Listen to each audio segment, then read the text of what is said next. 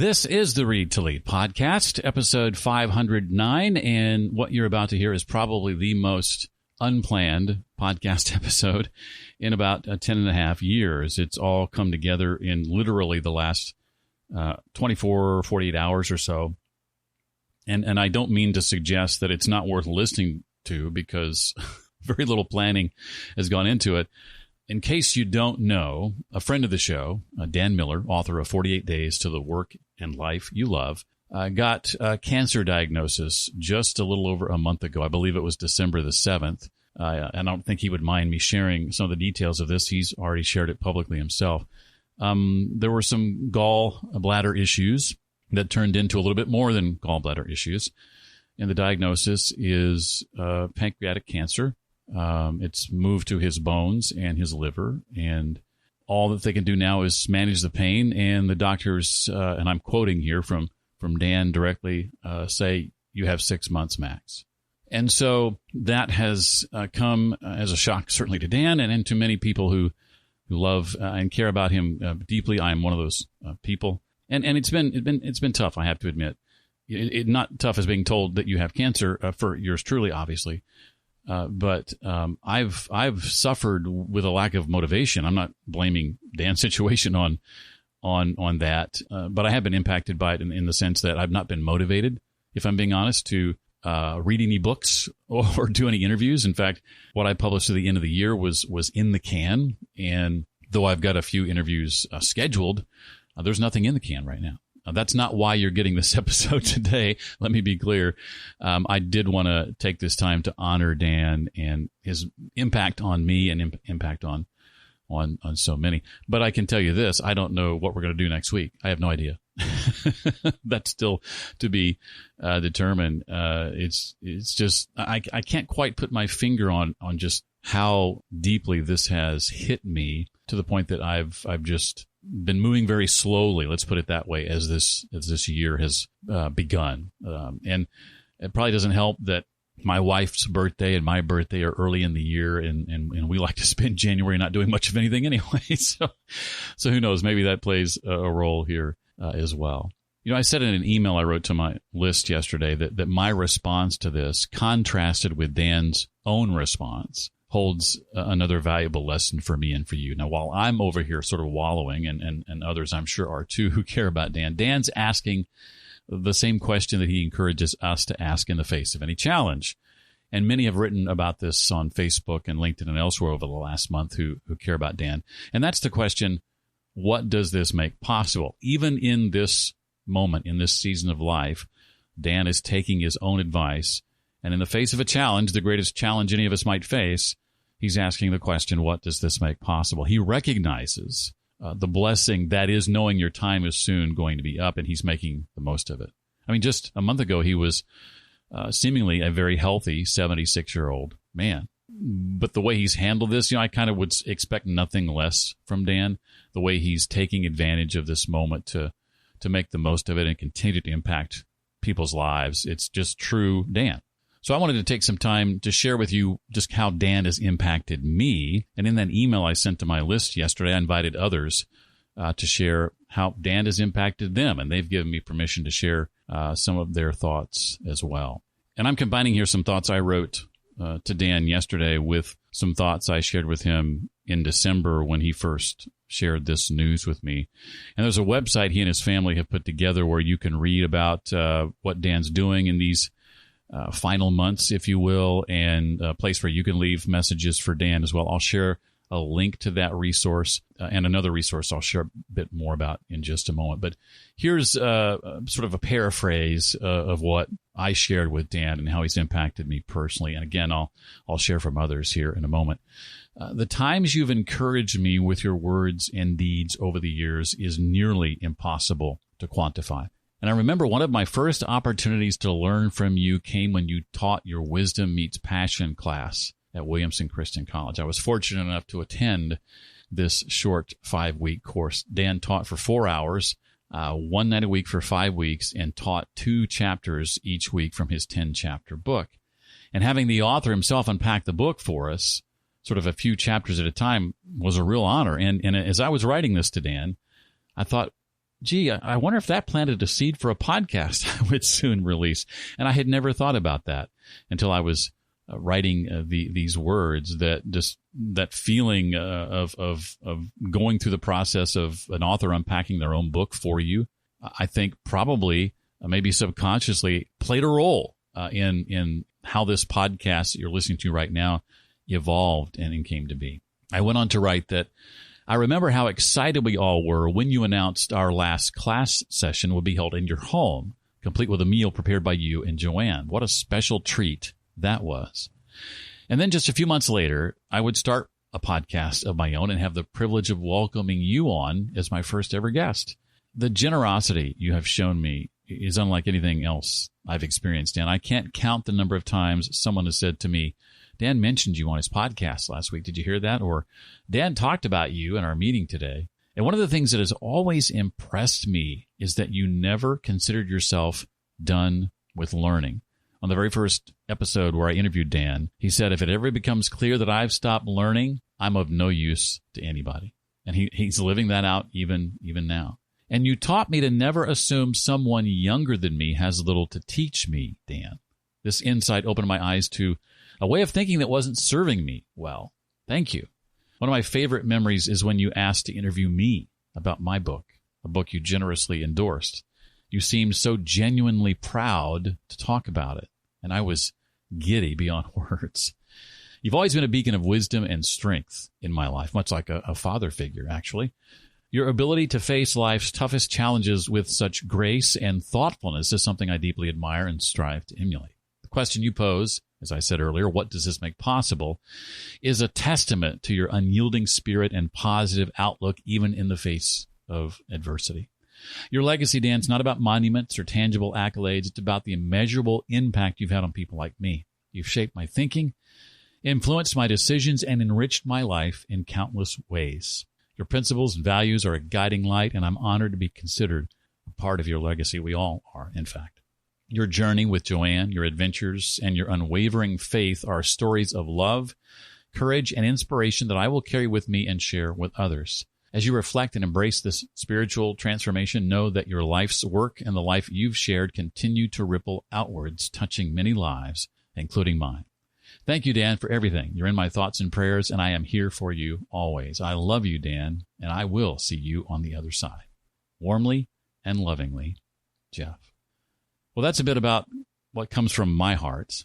But as I said, I gave folks yesterday a chance to share how Dan has impacted them. And I just want to pass along a few of those responses that I received in the time that we have left together. Starting with Martin, who says that Dan's podcast, the 48 Days radio show, was probably the first podcast I ever listened to.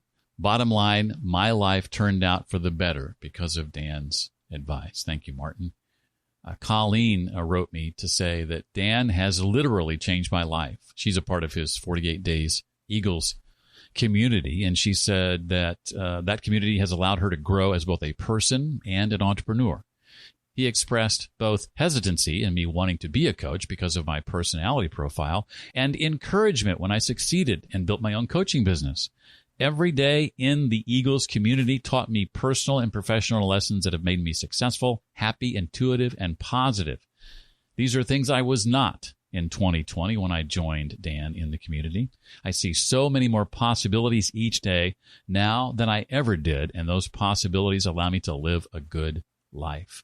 Thank you, Dan. You have changed not just me, but many people in my sphere of influence. I will miss you greatly. Thanks, Colleen. Joanne wrote to say, I understand your sorrow, Jeff. You are one of many that was hit hard by the news. Indeed, I am one of the millions Dan has impacted. Those profound words, what does this make possible, pushed me to be more and do more to live out the gifts God has given me. So many positive things have been the outcome of my association with Dan and the 48 Days group he so diligently started and nurtured. I am eternally grateful. Thanks, Joanne. Cassidy, who was a part of my mastermind for years and got a chance to meet Dan at our very first in-person gathering, wrote this. She says, when I was 17, my family set out to start a business making and selling math courses for high school students. We were homeschooling. I was a senior at the time, and my parents were both engineers. Many in our little section of the homeschool community had sought out my parents as educators in math. The parents all traded expertise. So the scientists taught me science, and my parents taught their kids math. We ended up with regular math classes running out of our basement. At one point, we simply outgrew our basement classroom and had yet still more students who wanted to learn from my parents. At that point, my mom and dad decided to put the courses on DVD and sell them. We were going to start a business, but teaching kids in your basement is one thing. Starting a professional math company seemed like a daunting undertaking. Where would we start? I remember my dad bringing home the book, 48 Days to the Work You Love, and showing us the story of how Dan's first business was launched with a regular 3-ring binder and sheets printed from a regular printer. Well, despite our fears of not being able to translate our expertise into some real business or being able to do this the, quote, right way, we felt like we could do this thing when the bar was regular printer paper in a 3-ring binder. Dan's message made our dreams seem within reach. He gave us direction for those crucial first steps forward, and for one reluctant teenager who was drafted into the family business, he helped me learn that I can create a business from what I'm good at. Helping my parents with this company was my first real job. We started with day one and just followed the roadmap until we had a profitable company, and it worked just like Dan said it would. Years later, I would find myself reading Dan's other book, Wisdom Meets Passion and No More Mondays, assigned to me by my podcasting coach I signed up with because I was starting my own company running a history podcast. I think she's talking about me there. At a mastermind meetup organized by my coach, yep, that was me, I was pleased to meet Dan Miller in person and have dinner with him and his family. I was a little starstruck at the time, and while we chatted politely about their family's recent vacation and other nondescript things I cannot remember now, I regret that I didn't tell him then what an impact on my family and my career his work has had. So I'm going to share that with him vicariously here. Dan, you really did change our lives with the work you accomplished and the books you wrote about doing that work. We've been inspired, encouraged, directed, and ultimately successful at our endeavors because of the roadmaps you gave us. Thank you so much for your perseverance, your passion, and your willingness to share your lessons with others. And then she goes on to share a bit of her story that I did not know, or at least I didn't know that Dan inspired this part of her story. She says, at that mastermind meetup, Dan complimented my drawing. I am a hopeless doodler of illustrated notes. I had taken illustrated notes of his talk, and he noticed and said it was a real gift to be able to do that. I'd considered it just my way of processing information, something I did for myself, but he took the time to find me, to tell me the work was good, and ultimately caused me to consider that I might be able to help others with my illustrations. Dan, I hope you will be pleased to learn that I am now a historical illustrator specializing in the translations of historical information into educational artwork, mostly historical maps and diagrams. Not only do my podcast listeners benefit from these illustrations, but I also take professional commissions on history travel itineraries and diagrams to accompany history books, all because you took the time to give a small compliment. Your expression of faith in my work showed me that skills I would have dismissed about myself were more valuable than I realized. Kindness really does go a long way. Thank you so much. Again, that's Cassidy. I'm going to withhold the name on this next one. He gives me permission to share, but it does get a little personal, so I'll withhold the name here. But he says that Dan did the forward for my book. He's had a huge impact on my life. As you know, he's been a virtual mentor as well as someone that I've had the pleasure to learn from and interact with. I sent a note to him and his family saying how the way he is handling this makes my admiration grow, but at the same time, like you, Jeff, I simply don't want it to be true. But yet again, Dan is finding a way to impact my life. I've been suffering from depression for at least 3 months and having very dark, intrusive thoughts. At first, this news added to it, but then I thought about Dan and his response, and honestly, it's made me more determined than ever to just move forward and continue to impact others in honor of him. Next up is my friend Christopher, who invited me to speak to the Virginia Council of CEOs a couple of years ago, and also to a Richmond, Virginia chapter of the National Speakers Association. And Chris did not know of this diagnosis until he got my email yesterday. He says, Jeff, I had no idea. Dan was the catalyst that ultimately caused me to leave almost 30 years in corporate America to start my business. After following Dan's podcast, which introduced me to you, Jeff, I reached out to Dan asking for help in the late 2000s. He introduced me to Kent Julian, who I worked with. Kent set me up with a 2-year plan to leave my corporate job. I additionally attended Kent's program more than 10 years ago, where I not only got to meet Dan and speak with him and get a photo with him, but also got to see him speak. Following Dan and his 48 Days framework has changed the course of my life. In addition to your book, Read to Lead, Dan's 48 Days is probably one of the most recommended books I've had the opportunity to give to others. Thank you so much, Christopher. I appreciate that. Larry, who is a part of the Read to Lead community, wrote to say, I've never met Dan Miller, but I feel I know him. I have read several of his books, listened to his podcast, and even have a watercolor painting from his lovely wife, Joanne. Dan has imparted so much wisdom, passion, and leadership over his career. I can only imagine the impact he has had on the thousands of people he mentored. His calm voice and the manner he delivers his message is so welcoming and inspiring. God has blessed us all with an eagle, and I will always be grateful for the lessons he taught me, even though it may have taken more than 48 days. I'm reading some of these for the first time, like live in the moment, if you couldn't tell. Thank you for that, Larry. That's great. Bill, my friend Bill Lurick, wrote to say that Dan Miller and his son Kevin have impacted my walk of life this side of heaven that won't truly be measured until I someday also reach eternity. Their teaching and leading have enabled me to quantify what's truly important and weed out all the other weeds. Even greater, the ripple effect of me being able to share their wisdom with my peers. You are loved, guys. Thank you so much, Bill. Appreciate that. And I'll end with this one from Randy, who says, Jeff, I too am still shocked at the news about Dan. I used to teach a class to sophomores and first semester transfer juniors called Seminar 1, an overview of our majors and career possibilities that they could expect. For years, I required the students to read 48 Days to the Work You Love, and for years, Dan would join the class remotely and answer questions. I'm sure I gleaned more from those sessions than my students, but many have thanked me for requiring the 48 Days book, how they thought at first it was just something their parents should read, but now they saw its value. Needless to say, that class was a highlight of the semester. I always sent him and Joanne an Edam cheese ball made here at Mississippi State University as a thank you. Dan said it was a family favorite for the holidays every year. His perspectives and insights direct and to the point, but always so encouraging. Thanks for the chance to share. And again, that's Randy, professor at Mississippi State University.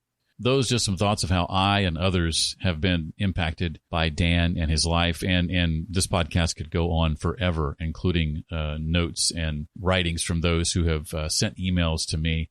We'll end it there. And I want to encourage you to check out Dan's last podcast episode from December the 29th. I'll link to it in the show notes, as well as a special website that he and his family have set up where you can write a note to Dan, read more about what's going on with Dan in these final months. Links to both of those at the show notes page for this episode. That, again, is at readtoleadpodcast.com/509. That's readtoleadpodcast.com/509. What's to follow, and this may be the weirdest idea I've ever had, the dumbest idea I've ever had, the most brilliant idea I've ever had, I don't know. I've decided to include at the end of this episode, intentionally, 5 minutes or so of silence. And I want you to just let that continue rather than skip to the next thing or fast forward to the next thing or whatever. Whatever you're doing, you're driving, you're out walking the dog, cleaning around the house, whatever that is. Just allow that to continue if you don't mind. And do with that whatever makes the most sense to you. If you're a praying person like me, pray. Pray for Dan and his family. If you meditate, maybe take some time to do that. And also think about that age-old question. We hear it asked hypothetically all the time. In Dan's case, it's now reality. And that's, you've just been told you have 6 months to live. What do you do? What's really important to you? How would you spend that time?